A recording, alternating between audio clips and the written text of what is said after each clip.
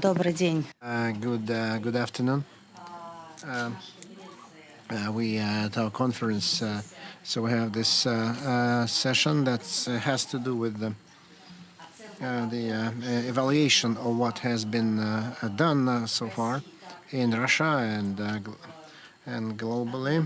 So it's in one of the countries in the area of raising literacy level, education, youth financial literacy effort. So what was done in this area? So we have with us at this panel both people who are involved in the evaluation of this effort in Russia, and uh, and so then the representatives of the Higher School of Economics, Brageva Tsefir representative, and we have some other representatives, experts, Anatoly Gavrilenko from the Youth Center for the Study of Financial Transactions, who is involved in the accumulation of this kind of experience. Then the representatives from the region, so we're happy that you made it here from Volgograd, thank you, and from Kaliningrad, so representatives of higher education institutions and other institutions that coordinate this effort in the regions, and Barbora Chmelikova, Department of Finance, Faculty of Economics and Administration, Masaryk University. So she will give us an overview of what's happening in this area in this region. So then let's begin our first round of discussions, exchange of opinions. Let's discuss, let's say 10 minutes and then for each panelist, and then we'll open the floor to the questions. We'll exchange opinions and maybe discuss issues further and connect the audience. So then I'd like to give the floor to Barbora Chmelikova. The floor is yours, please. 10 minutes. Can I ask for the presenter to switch my presentation? Okay, so in Umiwa, I will start. So my name is Barbora Chmelikova, and on behalf of the Department of Finance at Masaryk University in the Czech Republic, I'm here today because I'm responsible for putting into practice the City Masaryk University Financial Capability Program. In the next 15 minutes, I would like to present to you a financial literacy program we have. So firstly, I will start off by filling you in on the background to the project. Secondly, I'm going to describe the approaches we use at our university. Next, I will tell you my own experience with financial literacy and university students. And finally, I will show you some of the results of the program. For the beginning, let me say some words about my university. Masaryk University is the second biggest university in the Czech Republic. It consists of 9 faculties and over 200 departments, institutes, and clinics. Over 45,000 students are enrolled at Masaryk University, and approximately 6,000 students study at Faculty of Economics and Administration. Now, I will give you an overview of the project. Thanks to City Foundation, we were able to start implementing the City Masaryk University Financial Capability Program. This project sets standards for the delivery of financial education and create better tools to enhance economic and financial knowledge of adults in the Czech Republic. So then they could, for example, protect themselves from being deceived in the financial market, and that's why the financial literacy is so popular in the Czech Republic right now. The program aims students to adopt and integrate best practices, and therefore it results in improving financial literacy and behavior of adults in the Czech Republic. On the top of that, the main point is that the program prepares university students to deliver a financial education to underprivileged individuals through non-government organizations and community groups, or directly in different regions through the Czech Republic. Underprivileged or social disadvantaged people are the most vulnerable group in the Czech Republic. The program also ensures the regular flow of people delivering financial education, and that is due to every year's admission of new students to the university. The project further helps to promote volunteering and citizenship ideas and build civil society, because it's done on the volunteer basis. We do not force our students to do this project with us.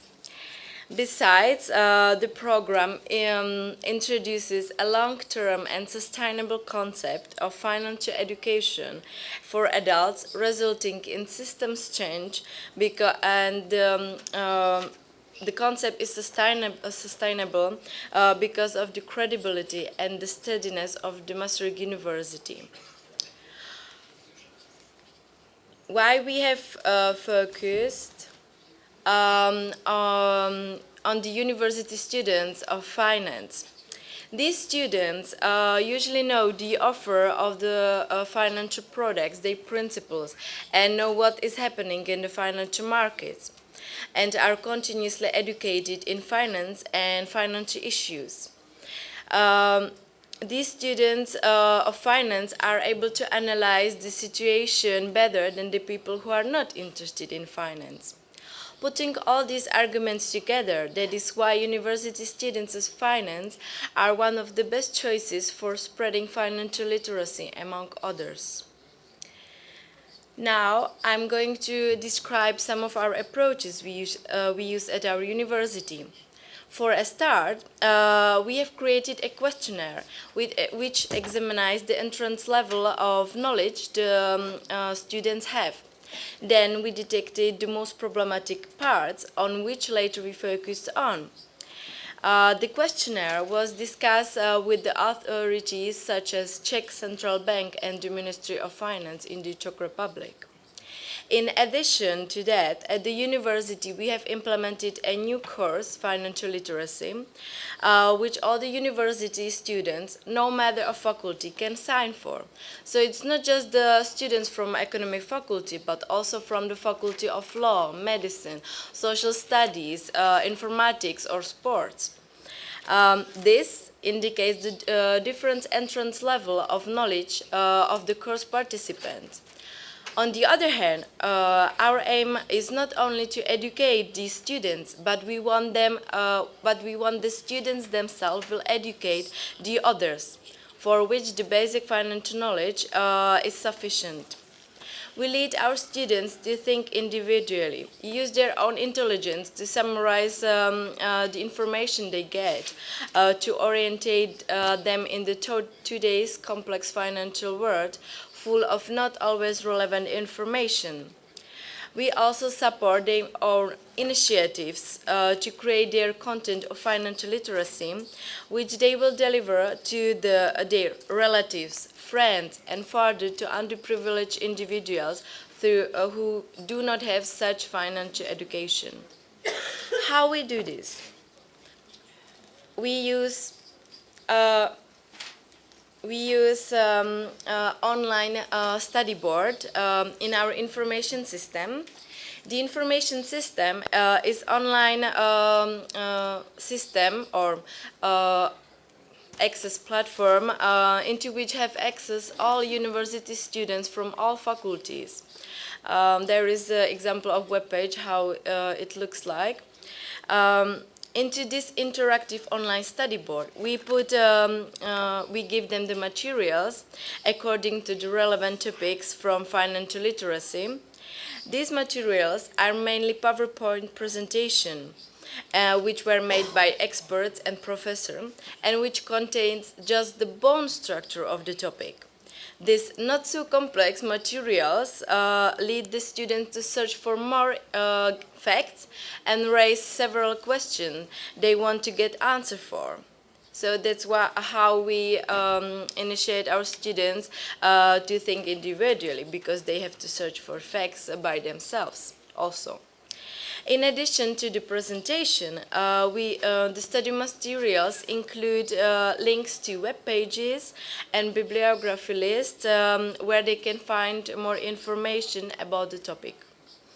We put online also relevant articles which show the current situation of the problems the students would have to deal with in the future. Of course, from the Czech magazines and so on. For instance, if we have a topic, life situation and their solutions, the students will read in the study materials examples of life hard situation that could occur through life, such as debt spiral, which is really dangerous. Next, the students are given a hint how to solve the problem.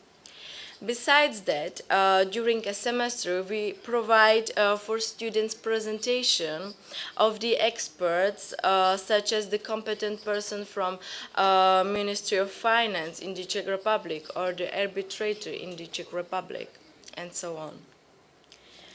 Now, I would like to share with you my own experience. For example, last week, I went with university students to an asylum house. The students had prepared their own materials and tasks aiming at financial literacy, mainly budget literacy. These materials were presented to the underprivileged individuals. In this case, the focus group was parents and their children in this asylum house. But it was the university students who were giving a lecture. During the activities, it turned out that the children at high school know more than adults, sometimes even more than the university students, even more than my students of personal finance I'm teaching. They probably at their age didn't know nothing as these children. Because the parents told me that the terminology of the task, in their opinion, is really difficult for the children and for them, so we should simplify it. Then I asked the children if they found the task and terminology difficult, and they told me, no way, we understand everything.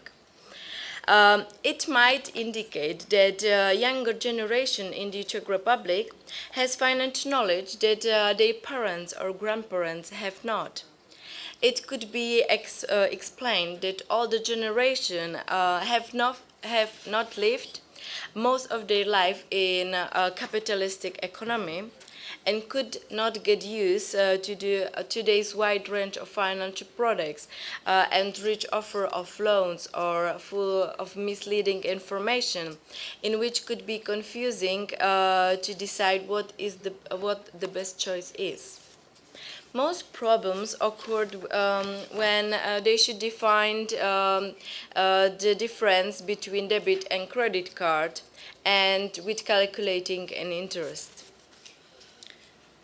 To move on, I will show you some of the results of the program we have so far.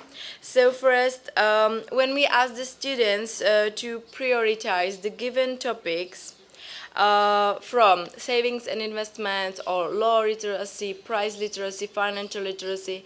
It's the English translation from the Czech language, so don't be confused. The financial literacy is not referring to the financial literacy as OECD, but you can see the contents of the topic on the right side of the column.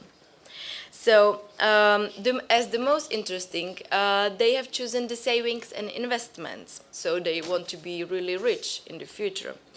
And the last appealing was the numerical literacy, which includes the basics of financial mathematics, such as calculation of interest rates, loan payments, or deposit appreciation. As we can see, students do not prefer the numerical literacy, but in fact to calculate something is one of the most problematic abilities the students have. They know everything about investments, personal finance, or inflation because they are the students of the economic faculty. But to calculate a percentage of from the given amount of money turns to be in some cases very difficult for them. Now we have asked the students to answer the question made by Professor Lusardi.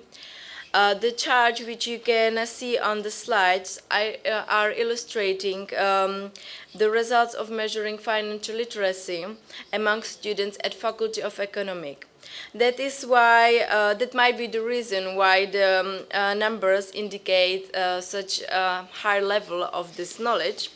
But sometimes I wonder why it's not 100%, but around just 45% of the respondents, it was this economic student, knew the principle of calculation the interest from given amount, and also knew how to include the inflation into the calculation of the interest. But the problem occurred with the question about the risk, when only 75% of the students marked the right answer.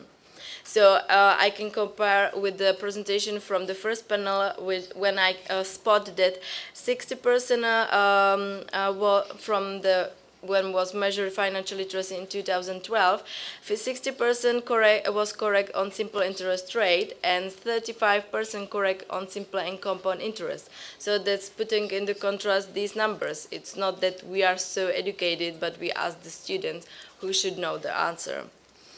And also, I have spotted that on the map, we were like, in the Czech Republic was also implemented the national strategy. So we are one of the post-communist country which implemented the national strategy for financial literacy.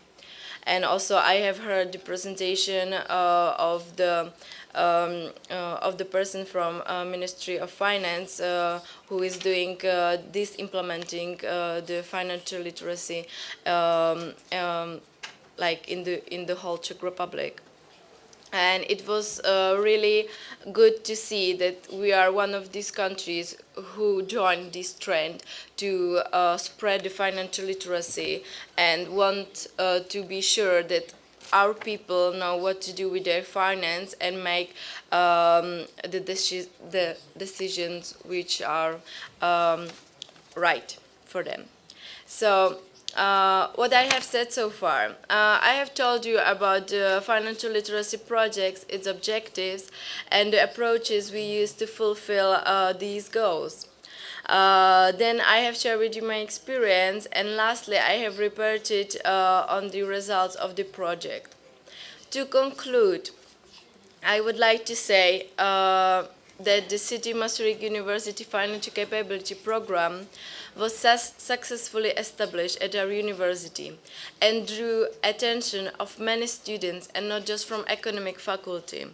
The university students feel the need of financial knowledge which is essential for their future life and want to be educated in this field. It's their own initiative. They really want to know everything about financial literacy and so on. The coordinators of the project have to cooperate also with the Ministry of Finance, with the Ministry of Education, and with the Ministry of Regional Development in order to implement the idea of the project, which is preparing the university students to deliver financial education to adults, their parents, their relatives, their friends, and also on volunteer basis to underprivileged individuals and the socially disadvantaged people, resulting in improving financial literacy in the Czech Republic. So thank you for your attention. If you have any question, free ask after the session.